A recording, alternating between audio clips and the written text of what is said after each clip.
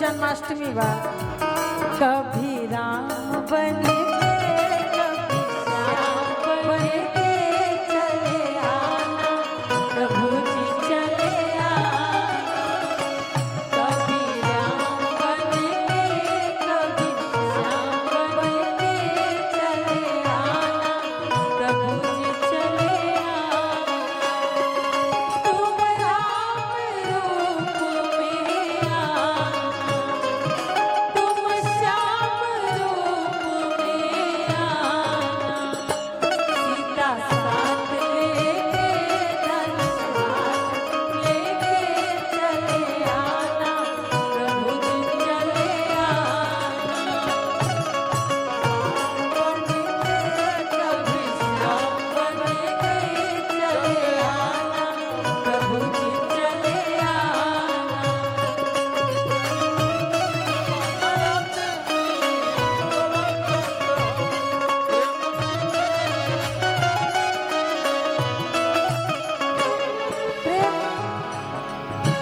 जितना कहे में अच्छा लगेला उससे कई ज्यादा अच्छा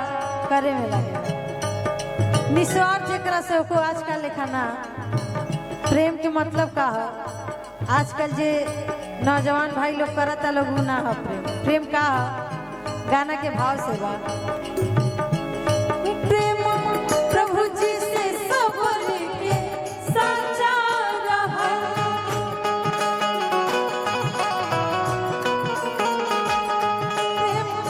प्रभु जी से सबर के साचा रहा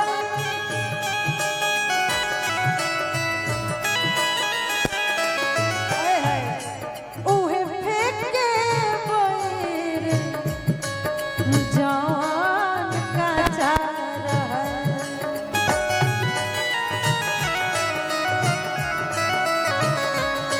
उहे फेंके बैर जान का जा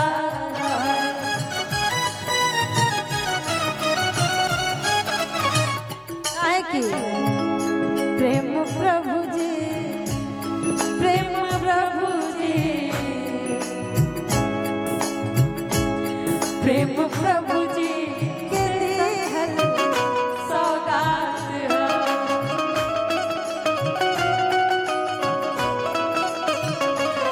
प्रेम प्रभु जी के देहल प्रेम प्रभु जी के देहल प्रेम छिनेला ना आदमी कौन जात प्रेम छिनेला कौन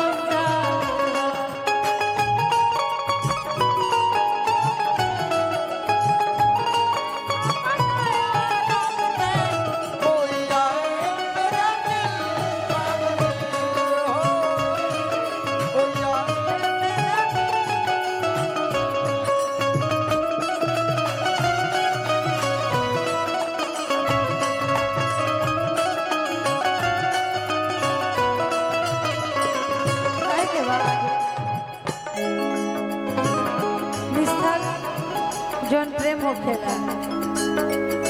अगर वो तरीका के प्रेम होखे तो या प्रेम सभे करे तो बढ़िया बा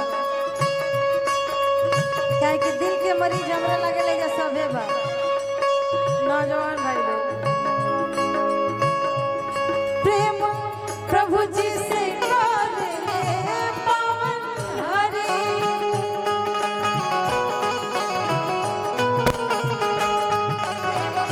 प्रभु जी से करे पावन हरि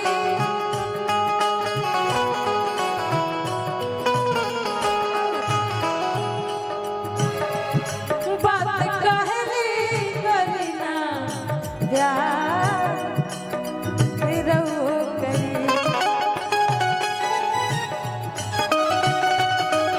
बात कहली गई ना प्यार रहो करी और का प्रेम दुनिया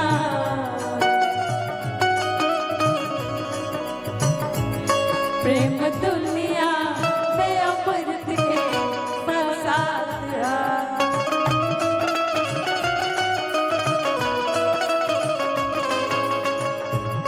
प्रेम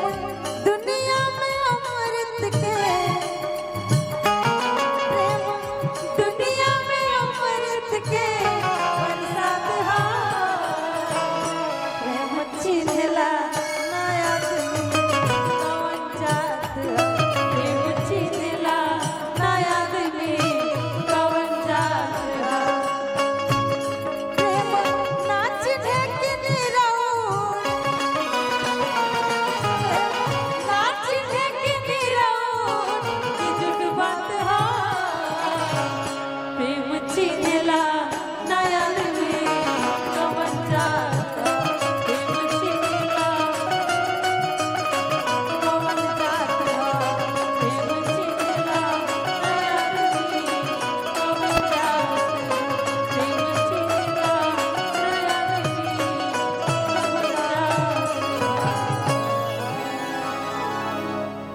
और अभी थोड़ा देर पहले आकाश जी एगो गाना कले शायद गोरिया चांद के जोड़िया ने